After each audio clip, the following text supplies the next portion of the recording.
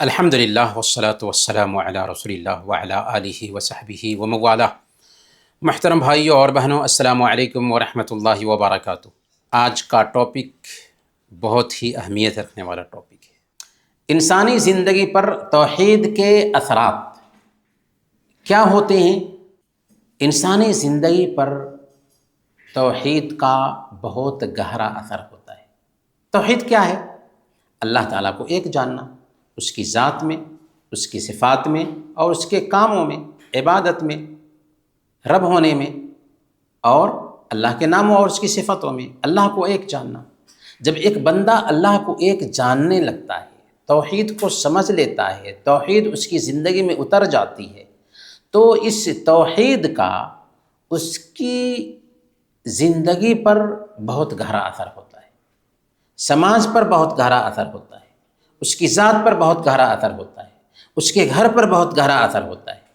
کیا اثرات ہیں توحید کے؟ آئیے جانتے ہیں۔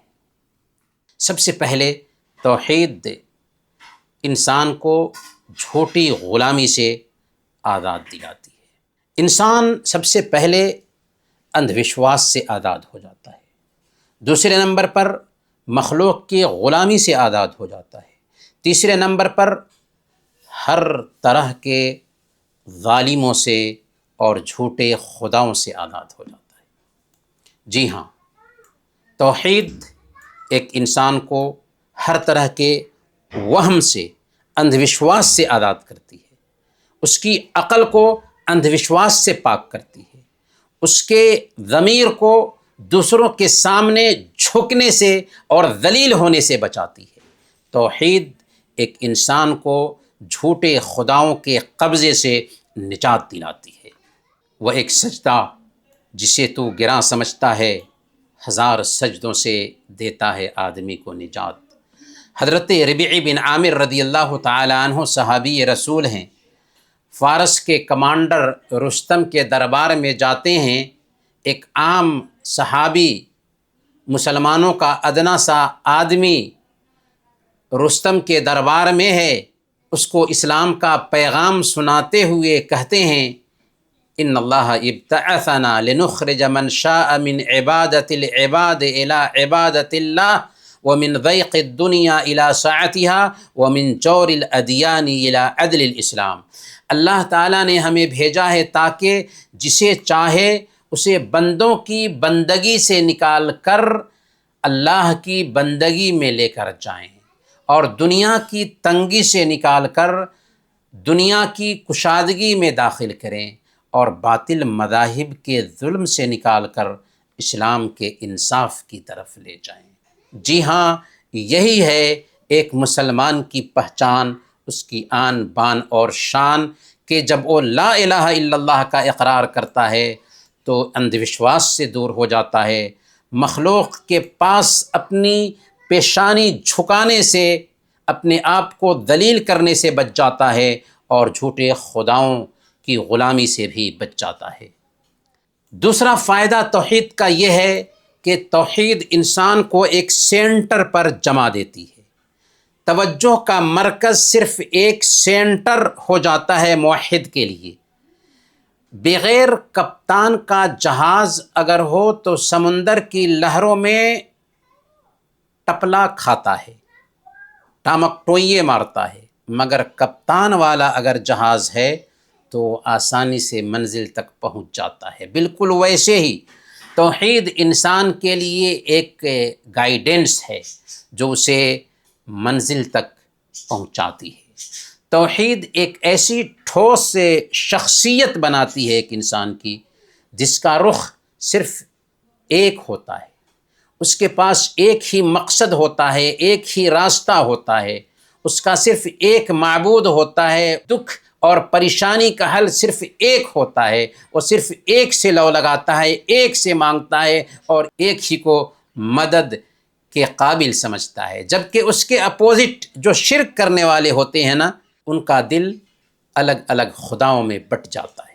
یوسف علیہ السلام جب جیل میں تھے اور جیل میں ہوتے ہوئے اللہ کا پیغام پہنچاتے ہیں تو کیا کہتے ہیں؟ یا صاحب السجن ارباب متفرقون خیر ام اللہ الواحد القہار، اے قید خانے کے ساتھیوں، کیا الگ الگ بہت سارے بھگوان بہتر ہیں یا ایک اللہ جو سب پر غالب ہے؟ اللہ تعالیٰ نے یہ بات سمجھانے کے لیے اپنی کتاب میں ایک مثال بتائی.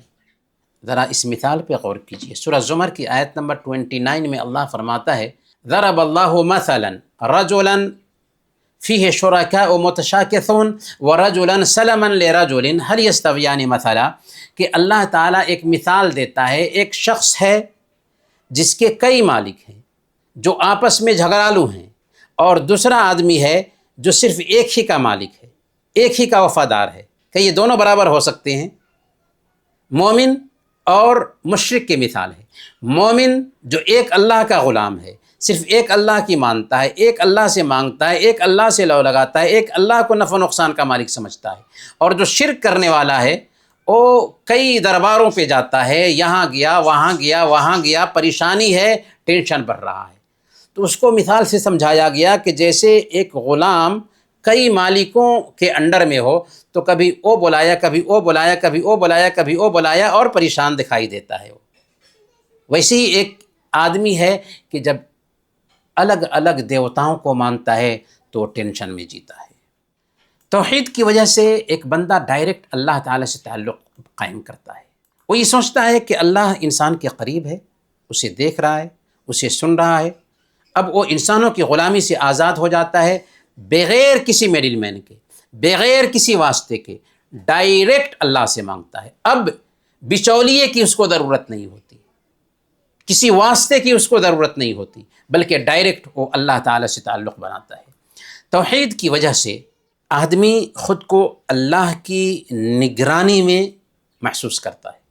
یعنی جو توحید والا ہوتا ہے وہ سوچتا ہے، وہ سمجھتا ہے، وہ عقیدہ رکھتا ہے کہ اللہ مجھے دیکھ رہا ہے، میری باتوں کو سن رہا ہے، میری نگرانی کر رہا ہے. میں اکیلے میں ہوں لیکن اکیلے میں نہیں ہوں، کوئی نہیں دیکھ رہا ہے لیکن رب کی نگرانی ہے ہمارے اوپر.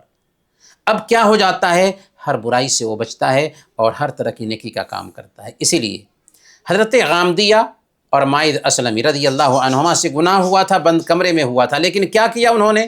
اللہ کے نبی صلی اللہ علیہ وسلم کے پاس آتے ہیں، جرم کا اعتراف کرتے ہیں اور سزا کے لیے خود کو پیش کرتے ہیں، موت کی سزا قبول کرتے ہیں. تو گناہ تو بند کمرے میں کیا تھا لیکن اللہ کا ڈر دل میں آتا ہے. جب شراب کی حرمت مدینہ میں اترتی ہے اور حرمت شراب کی آیت لوگوں کے کانوں تلے پہنچتی ہے تو وہ صحابہ جو شراب کے رسیا تھے، کیونکہ شراب کی حرمت ابھی تک نہیں اتری تھی، جب سنا کہ آج سے شراب حرام ہو گئی ہے تو یہ نہیں دیکھا کہ کوئی ایجنسی تو نہیں ہے جو پیچھے لگی ہوئی ہے، فوراً شراب منہ میں تھی اسے اگل دیا، بالٹی کو بہا دیا، گلاس کو پھینک دیا، اور لگتا تھا کہ مدینہ میں شراب کے بہنے کی وجہ سے سیلاب آ گیا ہوا ہے. تو یہ ہے رب کی نگرانی کا احساس جب توحید صحیح معنوں میں اثر کرتی ہے. توحید کی بنیاد پر ایک انسان عجیب طریقے سے اپنے آپ کو اللہ رب العالمین کے سامنے جواب دہ سمجھتا ہے. عجیب طریقے سے وہ یہ سمجھتا ہے کہ کوئی تو مجھے نہیں دیکھ رہا ہے لیکن میرا رب ہے جو مجھے دیکھ رہا ہے، اس کے سامنے میں ہمیں حاضر ہونا ہے اور اپنے عمل کا حساب و کتاب چکانا ہے. چنانچہ وہ اپنی زندگی کے بارے میں فکر مند ہوتا ہے، جوانی کے بارے میں فکر مند ہوتا ہے، کمائی کے بارے میں فکر مند ہوتا ہے، خرچ کے بارے میں فکر مند ہوتا ہے، کیونکہ اس کو پتہ ہے کہ ان چیزوں کے بارے میں ہم سے پوچھ گچھ ہونے والی ہے. میرے بھائیوں، توحید کا اثر یہ ہوتا ہے کہ ایک انسان اللہ رب العالمین سے لو لگاتا ہے، امید کے ساتھ بھی ڈر کے ساتھ بھی. اللہ کے بندوں کی عبادت کیسی ہوتی ہے؟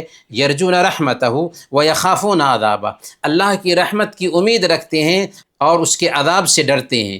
تو اگر امید ہی امید ہو، بے خوفی آ جائے تو انسان ڈھیٹ ہو جاتا ہے، اور اگر ڈر ہی ڈر ہو، خوف ہی خوف ہو تو انسان کے اندر مایوسی طاری ہو جاتی ہے. لیکن اللہ پر ایمان رکھنے کی وجہ سے، توحید کو صحیح کرنے کی وجہ سے بندہ کیا کرتا ہے کہ اللہ سے امید بھی رکھتا ہے اور اللہ کا ڈر بھی رکھتا ہے.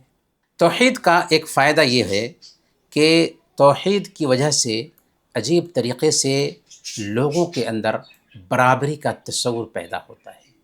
یعنی جب ایک انسان ایک اللہ کو مانتا ہے تو اس کے اندر یہ احساس پیدا ہوتا ہے کہ رب ہی کی پیدا کی ہوئی ساری مخلوق ہے، انسان بھی رب ہی کی مخلوق ہیں، تو انسانوں کے ساتھ وہ اچھا معاملہ کرتا ہے، یہاں تک کہ اس دھرتی پر پائی جانے والی ساری مخلوق کے ساتھ اچھا معاملہ کرتا ہے۔ کیوں؟ اس لیے کہ وہ یہ سمجھتا ہے کہ سب کے سب پیدا کی ہوئی چیز ہے اور ہم بھی اللہ کی مخلوق ہیں، تو مخلوق کے ساتھ میں اچھا معاملہ کریں۔ تو رب سے تعلق بننے کی وجہ سے انسانوں کے ساتھ بھی اچھا معاملہ ہونے لگتا ہے۔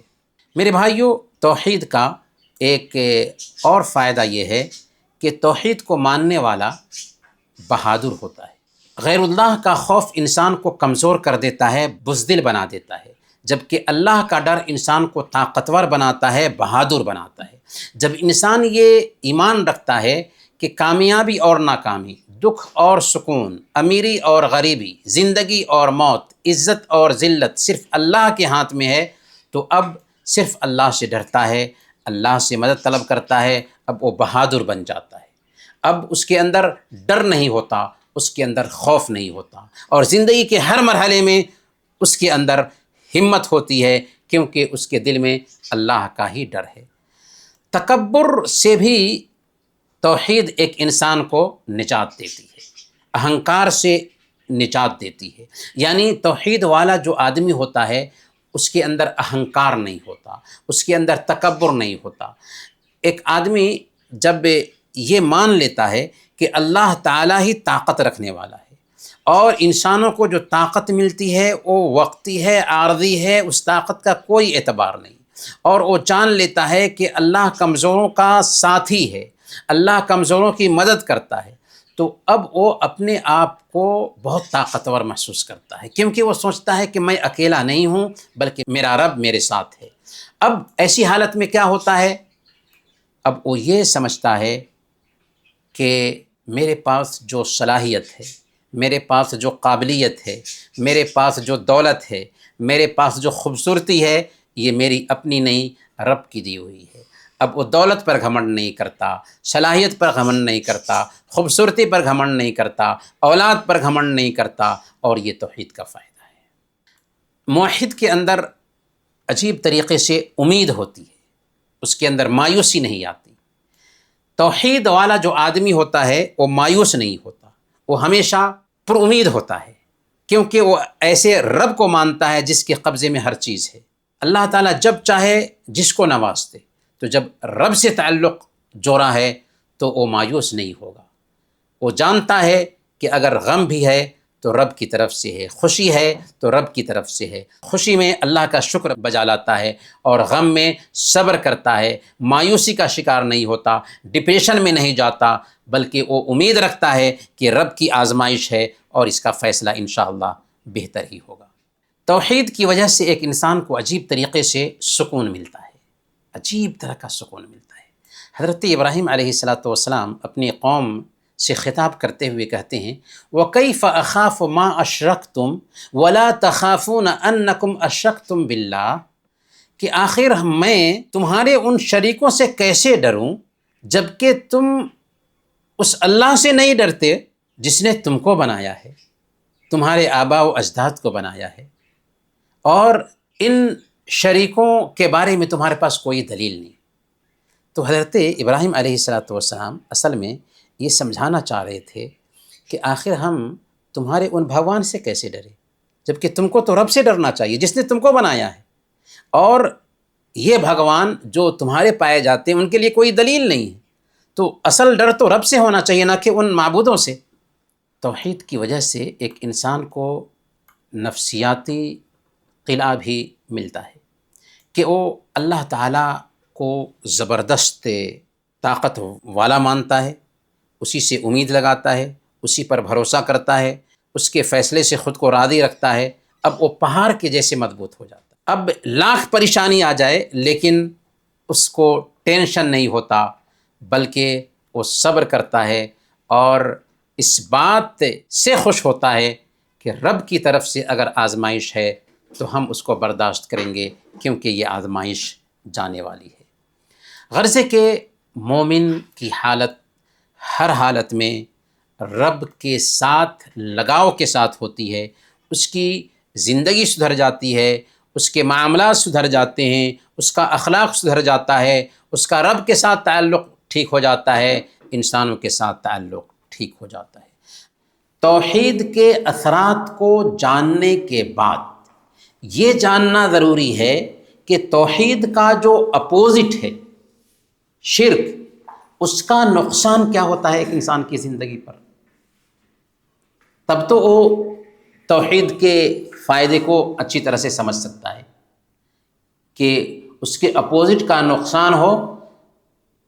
اگر وہ نہیں سمجھے گا تو توحید کے فائدے کا اثر کیسے وہ قبول کرے گا؟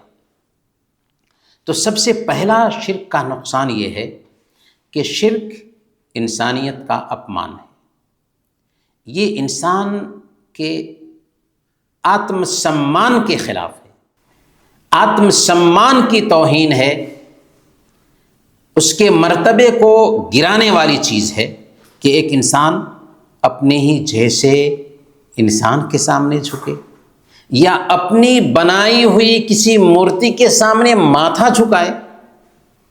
سوچنے والی بات ہے۔ اللہ نے انسان کو اس دھرتی پر اپنا خلیفہ بنایا ہے، اسے عزت دی ہے، اسے تمام چیزوں کے نام سکھائے اور آسمان و زمین کی ہر چیز کو اس کی سیوا کے لیے پیدا کیا، اس کے انڈر میں کیا، اسے پوری کائنات پر سردار بنایا ہے۔ لیکن انسان کیا کرتا ہے؟ انسان اپنے آپ کو گراتا ہے، اپنے آپ کو اپمانت کرتا ہے اور کائنات کے کچھ حصوں کے سامنے سر جھکا کر کے خود کو ذلیل کرتا ہے۔ اسی لیے قرآن کی سنیے، سورہ فصلت آیت نمبر 37، لا تسجدوا للشمس ولا للقمر واسجدوا للہ الذی خلقہن ان کنتم ایاہ تعبدون۔ تم سورج کی پوجا مت کرو، سورج نمسکار مت کرو، اور نہ ہی چاند کی پوجا کرو، بلکہ اس کی پوجا کرو جس نے سورج کو بنایا، جس نے چاند کو بنایا۔ اگر تم واقعی صحیح معنوں میں پوجا کرنے والے ہو تو اگر صحیح معنوں میں پوجا کرنے والے ہم بنتے ہیں تو ہم سورج اور چاند کی پوجا نہیں کریں گے، بلکہ سورج اور چاند کو جس نے بنایا، کائنات کو جس نے بنایا، ہمیں جس نے بنایا، ہمارے پروجوں کو جس نے بنایا، جس نے بارش برسائی اور زمین سے اناج نکالا، جس نے زمین کو ہمارے لیے بچھونا بنایا، جس نے آسمان کو بغیر کھمبے کے ہمارے لیے چھت بنایا، اس کی پوجا ہم کریں گے۔ انسان کے لیے اس سے بڑی توہین کیا ہوگی کہ آج کے دور میں بھی کروڑوں انسان تو کیا جانور کی پوجا کرتے ہیں، گائے کی پوجا کرتے ہیں۔ گائے پیاری مخلوق ہے، وہ ہماری خدمت کے لیے پیدا کی گئی ہے۔ زندہ ہو تو گائے دودھ دیتی ہے اور ذبح کر کے ہم اس کو خوراک بنا سکتے ہیں، مگر اس کو بھگوان بنا لیا گیا ہے۔ اسی لیے اللہ تعالیٰ نے قرآن کریم میں شرک کی مثال دیا۔ سورہ الحج آیت نمبر 31، وَمَن يُشْرِكْ بِاللَّهِ فَكَأَنَّمَا خَرَّ مِنَ السَّمَاءِ فَتَخْطَفُهُ الطَّيْرُ أَوْ تَهْوِي بِهِ الرِّيحُ فِي مَكَانٍ سَحِيقٍ۔ جو اللہ کے ساتھ کسی کو شریک ٹھہراتا ہے گویا وہ آسمان سے گر پڑا۔ یہ بات کون کہہ رہا ہے؟ کائنات کا پیدا کرنے والا کہہ رہا ہے۔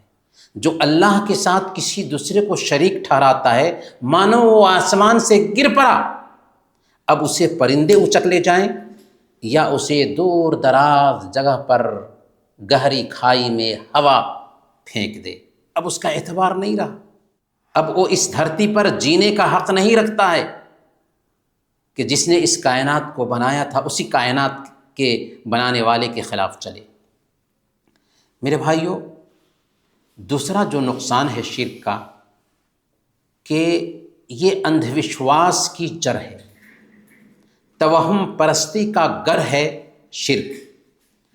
شرک خرافات اور جھوٹی باتوں کے لیے سینٹر ہے۔ جو شخص یہ مان لیتا ہے کہ اس کائنات میں اللہ کے علاوہ بھی ستارے، جن، بھوت یا روحیں ہیں جو اثر ڈالتی ہیں، اس کی عقل اندھ وشواس کا شکار ہو جاتی ہے۔ اب وہ ہر چھوٹے بڑے دجال کی تصدیق کرنے پر تیار ہو جاتا ہے۔ اسی لیے شرک کرنے والے سماج میں آپ جائیں گے تو دیکھیں گے کہ وہاں پر جوتشیوں کا غلبہ ہوگا، کاہنوں، نجومیوں، جادوگروں اور غیب کا دعویٰ کرنے والوں کا بازار گرم ہوگا، بلکہ دھرم کے نام پر وہ لوگوں کے ایمان کا سودا کر رہے ہوں گے۔ ایسا سماج کیا ہوتا ہے؟ اندھ وشواس کا شکار ہو جاتا ہے۔ لیکن توحید پر عمل کرنے والا سمجھتا ہے کہ وہ خود محتاج ہے تو ہماری بگڑی کیا بنائے گا۔ جو خود محتاج ہوئے دوسروں کا، بھلا اس سے مدد کا مانگنا کیا۔ امن یجیب المضطر اذا دعاہ ویکشف السوء ویجعلکم خلفاء الارض االہ مع اللہ، کون ہے جو پریشان حال کی پریشانی کو سنتا ہے اور اس کی پریشانی کو دور کرتا ہے اور زمین میں تمہیں خلیفہ بناتا ہے کوئی اللہ کے علاوہ؟ نہیں۔ شرک میرے بھائیوں سب سے بڑا ظلم ہے۔ شرک کرنے والا انسان تین طرح سے ظلم کرتا ہے۔ سب سے پہلے حقیقت پر ظلم کرتا ہے، دوسرے نمبر پر اپنی جان پر ظلم کرتا ہے، اور تیسرے نمبر پر دوسروں پر ظلم کرتا ہے۔ کیسے؟ حقیقت پر ظلم کیسے کرتا ہے شرک کرنے والا انسان؟ کیونکہ سب سے بڑی حقیقت کیا ہے؟ سب سے بڑی سچائی یہ ہے کہ اللہ کے علاوہ اور کوئی سچا معبود اور رب نہیں ہے۔ مگر شرک کرنے والا کیا کرتا ہے کہ دوسروں کو یہ مرتبہ دے رہا ہے، دوسروں کے سامنے ماتھا جھکا رہا ہے۔ تو جو حق تھا کسی اور کا، کسی اور کو دیا، تو یہ حقیقت کے خلاف کام کیا یا نہیں کیا؟ دوسرے نمبر پر نفس پر ظلم کیسے ہے؟ کیونکہ شرک کرنے والا اپنی جان کو اپنے جیسے یا اپنے سے کسی کمتر مخلوق کے سامنے جھکاتا ہے، اپنے جیسے یا اپنے سے کمتر مخلوق کا خود کو غلام بنا لیتا ہے، جبکہ اللہ نے اس کو آزاد بنایا تھا۔ تو اسی لیے اصل آزاد مسلمان ہوتا ہے، اللہ کی غلامی اختیار کر کے ہر طرح کی غلامی سے آزاد ہو جاتا ہے۔ اور دوسروں پر ظلم کیسے ہے؟ دوسروں پر ظلم ایسے ہے کہ جس نے اللہ کے ساتھ کسی دوسرے کو شریک کیا، اس نے اصل میں کیا کیا؟ اس نے اللہ کا حق کسی اور کو دے دیا جو اس کا حق تھا ہی نہیں۔ مطلب کیا ہوا کہ کسی کا سامان اس سے چھین لے اور کسی دوسرے کو دے دے، تو سامان والے پہ ظلم ہے یا نہیں؟ ہے یا نہیں؟ سامان والے پہ ظلم ہے۔ بھئی سامان جس کا تھا اس سے آپ نے چھین لیا اور کسی دوسرے کو دے دیا، سامان ہی اس کا نہیں تھا، تو یہ دوسروں پر بھی ظلم ہے۔ تو شرک گویا کہ حقیقت میں ظلم ہے، اپنے نفس پر ظلم ہے اور دوسرے پر بھی ظلم ہے۔ شرک بھے اور شنکاؤں، وسوسوں کا ذریعہ ہے۔ جس طرح توحید سے سماج میں امن پیدا ہوتا ہے، ویسے ہی شرک جو ہے نا بھے پیدا کرتا ہے، عقل کو خرافات کا کیندر بنا دیتا ہے۔ اب ایسا آدمی جو شرک کر رہا ہو نا، وہ ہر طرح سے ڈرنے لگتا ہے۔ کچھ ہو گیا، فلاں کو نہیں منایا، فلاں کے پاس نہیں گئے، فلاں کے پاس نہیں گئے، فلاں کے پاس جانا ہے، فلاں کو راضی کرنا ہے، پیسے بھی خرچ کرتا ہے، محنت بھی کرتا ہے، حالانکہ وہ اکیلے میں رب کو یاد کرتا، ہاتھ اٹھاتا، سارا مسئلہ حل تھا۔ تو گویا کہ ایک آدمی جب شرک کرتا ہے تو ڈرتا ہے، یہاں تک کہ گزر رہا تھا راستے سے، سامنے میں درگاہ دیکھا یا مندر دیکھا، اب اس کو یہ احساس ہوا کہ اگر میں کچھ نہ نکال کر کے ڈالوں نا ادھر، کچھ ہونا چاہے، اگرچہ کچھ نہیں کیا لیکن پھر بھی اس نے شرک کیا۔ کیوں؟ اس لیے کہ اس نے سمجھا کہ درگاہ پر اگر 1 پیسے 1 روپے نہیں ڈالوں گا تو کچھ ہو نہ جائے، شرک ہو گیا، یہی تو شرک ہے۔ اللہ تعالیٰ نے فرمایا سنلقی فی قلوب الذین کفروا الرعب بما اشرکوا باللہ ما لم ينزل بہ سلطان۔ سورہ آل عمران کی آیت نمبر 151 میں اللہ تعالیٰ یہی بات بتاتا ہے کہ عنقریب ہم کفر کرنے والوں کے دلوں میں ڈر ڈال دیں گے، اس وجہ سے کہ انہوں نے اللہ کے ساتھ دوسروں کو شریک ٹھہرایا۔ پتہ کیا چلا؟ پتہ یہ چلا کہ اگر کوئی انسان اللہ کے علاوہ کسی اور کی پوجا کرتا ہے تو اس کے دل میں ڈر رہتا ہے، لیکن ایک مسلمان جو اللہ رب العالمین کی عبادت کرتا ہے، اندھیری رات میں وہ جا رہا ہو، کسی کا ڈر اس کو نہیں ہوتا، کیونکہ وہ سمجھتا ہے کہ اللہ ہمارا ساتھ دینے والا ہے۔ الیس اللہ بکاف عبدہ، کہ اللہ بندے کے لیے کافی نہیں؟ اب وہ نڈر ہوتا ہے، وہ ہر جگہ سے نہیں ڈرتا، ادھر ادھر نہیں جھانکتا، بلکہ رب پر بھروسہ کرتا ہے۔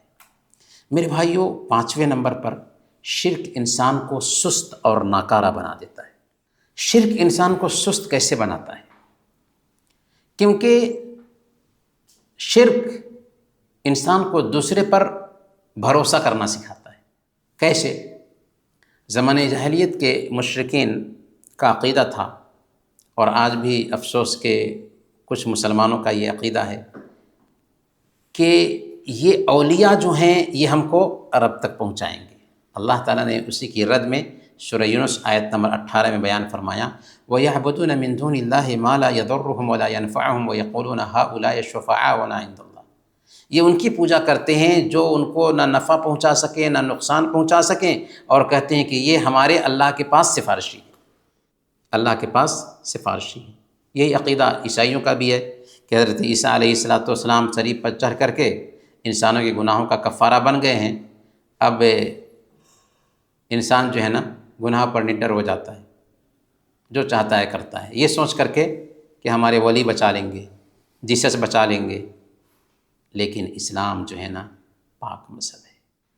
اسلام یہ کہتا ہے کہ کوئی ولی نہیں بچائے گا، کوئی انسان نہیں بچائے گا، یہ شیطانی ایجنڈا ہے، شیطانی دھوکہ ہے۔ اللہ رب العالمین نے اپنے نبی سے کیا فرمایا؟ ذرا دھیان دیجئے، کیا فرمایا؟ قُلْ لَا أَمْلِكُ لِنَفْسِي نَفْعًا وَلَا ضَرًّا إِلَّا مَا شَاءَ اللَّهُ وَلَوْ كُنْتُ أَعْلَمُ الْغَيْبَ لَاسْتَكْثَرْتُ مِنَ الْخَيْرِ۔ اے نبی، آپ انسانوں سے کہہ دیجئے کہ میں اپنے آپ کے لیے بھی نفع اور نقصان کا اختیار نہیں رکھتا، اللہ جو چاہتا ہے وہی ہوتا ہے۔ اگر میں غیب جانتا ہوتا تو بہت ساری بھلائی سمیٹ لیتا، یہ میری بات نہیں ہے، بلکہ اللہ نے اپنی کتاب میں بتایا۔ انسانوں میں سب سے افضل ہستی کو، جس سے بہتر انسان نہ اس دھرتی پر پیدا ہوا اور نہ قیامت کے دن تک پیدا ہو سکتا، اس ہستی کو خطاب کرتے ہوئے کہتا ہے کہ آپ کہیے لوگوں سے کہ میں اپنے آپ کے لیے بھی نفع اور نقصان کا اختیار نہیں رکھتا۔ تو انسانوں میں سب سے افضل انسان اگر ہمارے نفع اور نقصان کا اختیار نہیں رکھتے تو یہ ایرا غیرہ کس کھیت کی مولی ہوتے؟ ہاں، اولیاء کا احترام ہونا چاہیے۔ الا ان اولیاء اللہ لا خوف علیہم ولا هم يحزنون الذین آمنوا وكانوا يتقون۔ اولیاء کو کوئی ڈر نہیں ہوگا، کوئی غم نہیں ہوگا، لیکن ولی کون ہوتا ہے؟ جو ایمان لائے اور نیک عمل کرنے والے تھے، وہ اللہ کے پاس ہمارے لیے واسطہ نہیں بنتے۔ اسلام میں بچولیے کی کوئی ضرورت نہیں، اسلام میں میڈل مین کے لیے کوئی گنجائش نہیں، ڈائریکٹ رب سے ہم مانگتے ہیں۔ وَإِذَا سَأَلَكَ عِبَادِي عَنِّي فَإِنِّي قَرِيبٌ۔ جب میرے بندے میرے بارے میں آپ سے پوچھے تو آپ کہہ دیجئے کہ میں قریب ہوں۔ اللہ کے نبی صلی اللہ علیہ وسلم ایک دن اپنی قوم کے لوگوں کو سمجھاتے ہیں تو اپنی بیٹی، پیاری بیٹی کو خطاب کرتے ہوئے کہتے ہیں کہ بیٹا، دنیا میں تم مجھ سے جو کچھ بھی مانگنا چاہتی ہو مانگ لو، لا اغنی عنک من اللہ شیئا، کل قیامت کے دن اللہ کے پاس تیرے کچھ کام نہیں آ سکتا۔ تو اصل قانون کیا ہے کہ ایک انسان خود عمل کرے، ڈیپینڈ نہ بنے کسی پر، اور کل قیامت کے دن جو سفارش حاصل ہونے والی ہے وہ بھی 2 شرطوں کے ساتھ۔ ایک، سفارش کرنے کی اللہ تعالیٰ اجازت دے دے، اور دوسری شرط کس کے لیے سفارش کی جا رہی ہے؟ اس کے عمل سے بھی اللہ راضی ہو۔ الا من اذن له الرحمن ورضی له قولا، یہ دو شرط ہے اس آیت میں۔ میرے بھائیو، آخرت میں شرک کے اثرات کیا ہوتے ہیں؟ دنیا میں تو شرک کے اثرات پڑتے ہی ہیں ایک انسان کے اوپر، آخرت میں شرک کا سب سے پہلا نقصان یہ ہے کہ اس کی معافی نہیں۔ دنیا میں ایک انسان شرک کیا، کچھ بھی گناہ کرے، بڑا سے بڑا شرک کیا، اللہ سے توبہ کیا، اللہ معاف کر دے گا، لیکن آخرت میں معافی نہیں۔ اللہ تعالیٰ نے فرمایا سورہ نساء آیت نمبر 48، ان اللہ لا یغفر ان یشرک بہ ویغفر ما دون ذلک لمن یشاء۔ اللہ تعالیٰ شرک کو معاف نہیں کرتا، شرک کے علاوہ جس گناہ کو چاہے اللہ تعالیٰ معاف کر دے گا۔ دوسرا نقصان یہ ہے کہ شرک کرنے والا ہمیشہ ہمیش کے لیے جہنم میں رہے گا، جہنم سے کبھی نہیں نکلے گا، جہنم ہمیشہ ہمیش کے لیے۔ اللہ تعالیٰ فرماتا ہے سورہ المائدہ آیت نمبر 72، انہ من یشرک باللہ فقد حرم اللہ علیہ الجنہ ومأواہ النار، کہ جس نے شرک کیا اللہ تعالیٰ نے اس کے اوپر جنت کو حرام ٹھہرایا ہے اور اس کا ٹھکانہ جہنم ہے، ہمیشہ ہمیش کے لیے اس میں رہے گا۔ اسی لیے نبی پاک صلی اللہ علیہ وسلم نے بیان فرمایا، من لقی اللہ یشرک بہ شیئا دخل النار، جو آدمی اس حالت میں اللہ سے ملتا ہے کہ اللہ کے ساتھ شرک کرتا تھا تو وہ جہنم میں جائے گا۔ آج مسلم سماج کا کیا حال ہے؟ مسلم سماج میں سے اکثریت توحید سے محروم ہے، اللہ اور اس کے رسول سے محبت کا دم بھرتے ہیں، لیکن اس کے باوجود حقیقی توحید سے ان کی زندگی خالی نظر آتی ہے۔ درگاہوں اور مداروں پر دن رات نظریں چڑھاتے ہیں، لیکن الحمدللہ کہ گلف ممالک میں توحید کا چلن ہے، یہاں آپ کو درگاہ نہیں ملیں گے، یہاں آپ کو مزار نہیں ملے گا۔ توحید کی دعوت الحمدللہ اس سرزمین سے عام ہو رہی ہے، اور اس کا اثر ہے کہ پوری دنیا میں توحید کی برکت عام ہو رہی ہے۔ میں آپ کو ایک واقعہ سناؤں۔ جب میں مدینہ یونیورسٹی میں تعلیم حاصل کر رہا تھا اور شریعہ فیکلٹی کا سال گزارنے کے بعد چھٹی پر ہندوستان گیا، تو 3 مہینہ چھٹی گزارنے کے بعد جب دوبارہ مدینہ کے لیے جا رہے تھے تو ہماری فلائٹ دہلی سے ریاض کے لیے طے تھی، پھر وہاں سے ڈومیسٹک فلائٹ پکڑ کر کے مدینہ جانا تھا۔ تفتیشی پولیس اہلکار نے مجھ سے پوچھا کیا کرتے ہو؟ میں نے کہا مدینہ یونیورسٹی کا اسٹوڈنٹ ہوں۔ وہ یہ بات سن کر کے بہت خوش ہوا، پوچھا کیا پڑھتے ہو؟ میں نے کہا القرآن والحدیث والفقہ۔ اتنا کہنا تھا کہ اس نے کہا ما تقرؤ الدین، کیا تم دین نہیں پڑھتے ہو؟ میں نے پوچھا کہ دین سے تم کیا مراد لے رہے ہو؟ اس نے کہا کیا تم عقیدہ نہیں پڑھتے ہو؟ کیا تم عقیدہ نہیں پڑھتے ہو؟ میں نے کہا کہ ہاں عقیدہ تو پڑھتا ہوں۔ اس نے کہا یہی تو دین ہے، یہی تو دین ہے۔ ذرا غور کیجئے، معمولی ایک پولیس کی وردی میں کام کرنے والے سعودی نے مجھے توحید کی اہمیت سکھائی۔ ایسا کیسے اس نے سمجھا کہ توحید ہی زندگی میں سب سے اہم چیز ہے؟ اس لیے کہ وہاں کے علماء توحید پر زور دیتے ہیں۔ میرے بھائیوں، ہمیں بھی چاہیے اپنے ایمان کو تازہ کریں۔ اللہ کے نبی صلی اللہ علیہ وسلم کی ایک حدیث ہے، ان الایمان لیخلق فی جوف احدکم کما یخلق الثوب الخلق۔ ایمان تمہارے دل میں بوسیدہ ہو جاتا ہے جس طرح پرانا کپڑا بوسیدہ ہو جاتا ہے۔ اس لیے اللہ تعالیٰ سے سوال کرو کہ اللہ تعالیٰ تمہارے دل میں ایمان کی تجدید فرما دے۔ اللہ تعالیٰ سے ہمیں دعا کرنی چاہیے، سب سے پہلے توحید کو سیکھنا چاہیے، توحید کے بارے میں سننا چاہیے اور پھر اس پہ عمل کرنا چاہیے۔ یہ زندگی کا سب سے اہم مقصد ہے، اسی کے لیے ہم پیدا ہوئے ہیں۔ اس لیے توحید کو سیکھنا، توحید پر عمل کرنا اور توحید کے مطابق زندگی گزارنا ضروری ہے۔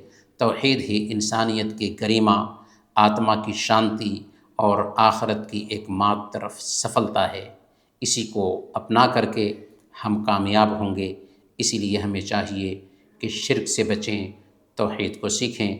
اللہ تعالیٰ سے دعا ہے کہ اللہ تعالیٰ ہم سب کو توحید پر قائم رکھے اور اس کے اثرات ہماری زندگی میں عام ہوں۔ آمین۔ وصلی اللہ علی نبینا محمد وعلی آلہ وصحبہ اجمعین۔